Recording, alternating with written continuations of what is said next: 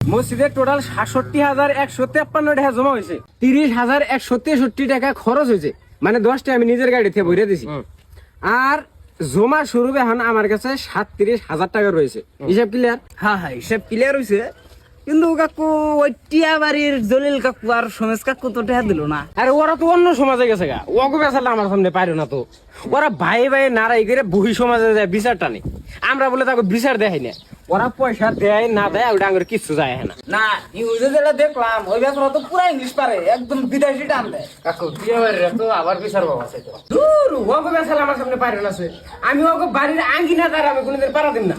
আমি ফারুক দেওয়ান আজকে এতই বসছি যে তাকে আমার না জানে আজকে কেস করবার জানাগে। যাই হোক কাকু, আপনার কাছে যে ৩৭,০০০ টাকা জমা আছিল, ওই টাকাটা দেন, আমরা ইটা বলবো আনি।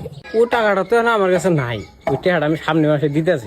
ভাই তুমি একই কথা কও, তুমি মসজিদের টাকা কি করলা? তুমি খারাপ উপরে টাকা ব্যয় করেছো। ভাই ওই টাকাটা তো আমি সুদে লাগাইছি, সামনে মাসে ৪০,০০০ টাকা দিব, তখন আমি টাকাটা সোদাই দিতেছি।